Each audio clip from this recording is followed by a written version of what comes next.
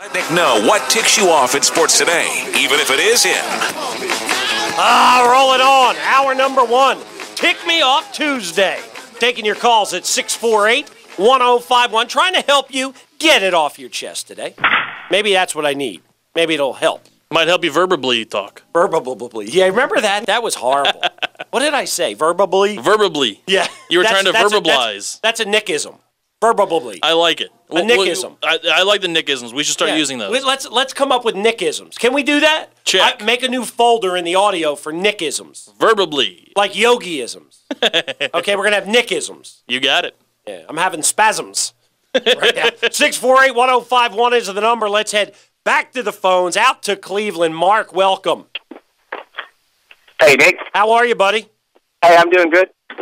I just wanted to make a quick comment about the BCS bowl system. Okay.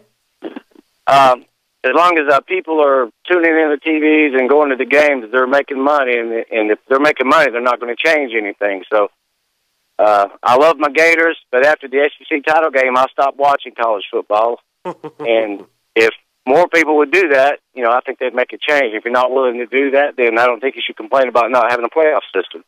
Well, Mark, you make a lot of valid points. You make great points, actually, Mark. And I've said it before. The problem is, let's be honest, okay? We, the sports-consuming public, okay, we are mere sheep. Absolutely. In the field of the NCAA. And they know that if they put the trough out there and they want us to eat, they throw a game or two on the air, and we just come running. And then when we get there, they shear us for all the wool they can take so that they can take our wool and turn us into expensive cashmere sweaters. That's what they do to us. They fleece us on a daily basis. And the sheep, keep coming. Bah. You got to sacrifice, Nick. You do. I didn't watch my Gators win it all last year because I protest the current system. Mark, didn't watch the bowl this year. If you're not going to do that, then you can't complain about it. Hey, Mark, I think you're right, and you're one strong individual. And I guess you have other hobbies. I'm not sure. And that's a good thing. I've got 3 kids. That's right. I've got. There you go. Most of the times I'm watching SpongeBob anyway. So. SpongeBob? You like Do your kids like SpongeBob? We love them. Do you? Yeah.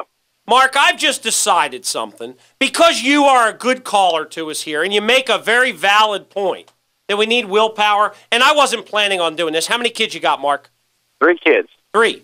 So, if I put you on hold and you're going to talk to my producer, Jesse, do you want 4 tickets to the World of Wheels? SpongeBob's going to be there. That would be awesome, Nick. Okay. See, we're not ticking you off today, Mark. You stay on hold. I'm giving it because you brought something to the table that's true.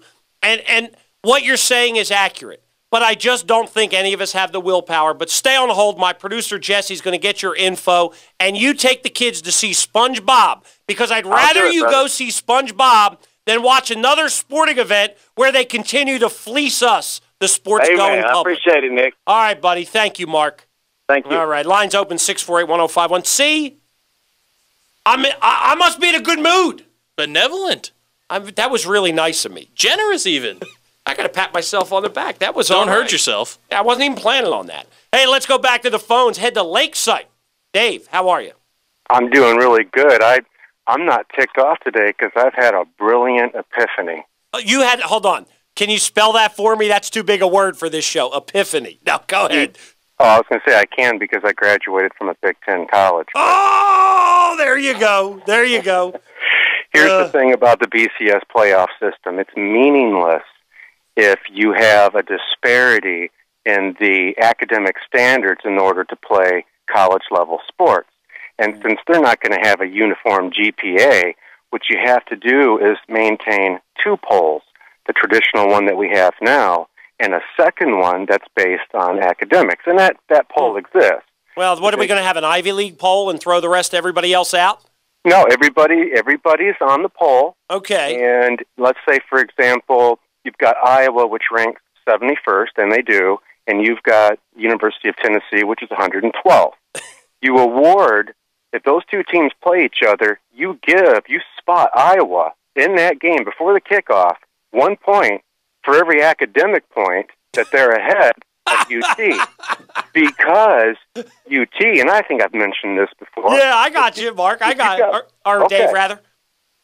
I mean, that's my point. If you can go out and get a bunch of thugs to play for you that end up playing in the pros, isn't it fair to award the team that's putting college first a few points?